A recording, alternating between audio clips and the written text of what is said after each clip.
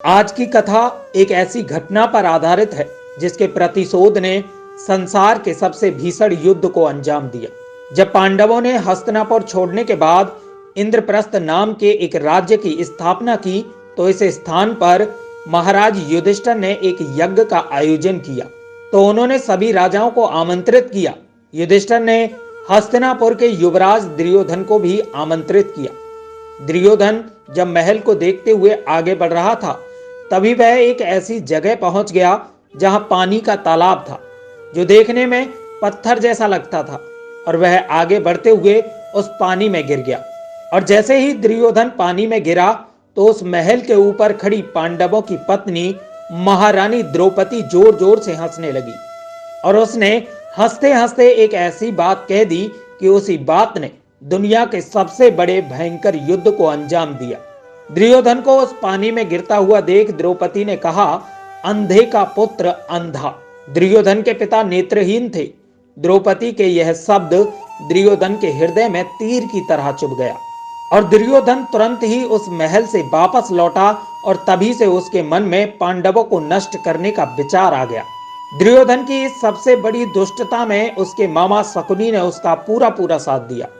और जब दुर्योधन ने इस बारे में मामा शकुनी को बताया तो शकुनी ने कहा कि तुम पांडवों को जुए के लिए आमंत्रित करो और उन्हें तुम लालच दो, और मेरे पास यह जो सिद्ध पासे हैं मैं इनसे उन्हें देख लूंगा।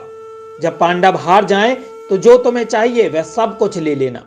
और दुर्योधन ने तुरंत ही पांडवों को निमंत्रण भेजा, और पांडव उस लालच में आकर हस्तिनापुर पहुंच गए।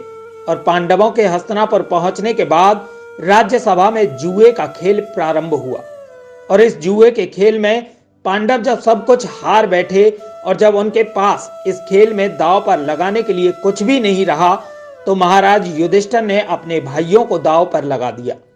और जब वह अपने भाइयों को भी हार गए तो उन्होंने अंत में अपनी महारानी द्रौपदी को भी दांव पर लगा दिया।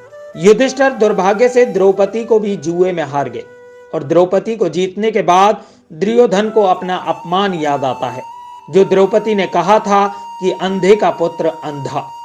और इस बदले की भावना में जल रहे दुर्योधन ने मर्यादा की सारी रेखाएं पार कर दी। दुर्योधन आदेश देता है कि उस अहंकारी द्रौपदी को बाल पकड़कर घसीटते हुए मेरी सभा में लेकर आओ। इसके बाद द्रौपदी को बाल पकड़कर घसीटते हुए सभा में लाया गया।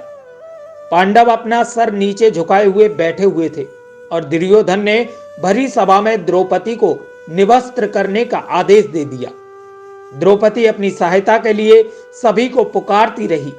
जब किसी ने उसकी सहायता नहीं की तो असहाय द्रौपदी ने मनमोहन कन्हैया को पुकारा, और यह भी कहा जाता है कि निर्बल के बल तो मनमोहन कन्हैया ही हैं।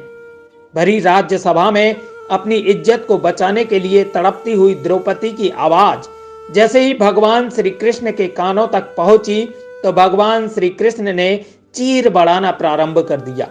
मनमोहन कन्हैया ने साड़ी को इतना बड़ा कर दिया कि दुशासन साड़ी खींचते खींचते थक गया। वह बेहोश हो गया, लेकिन श्री कृष्ण की कृपा समाप्त नहीं हुई और द्रौपदी निवस्त्र नहीं हुई। और उस समय द्रौपदी ने भरी सभा में दो प्रतिज्ञाएं की। दुर्योधन ने अपने भाई की पत्नी को अपनी जांग पर बैठने के लिए कहा। द्रौपदी ने कहा कि तुम्हारी मृत्यु इसी जंघा के टूटने से होगी।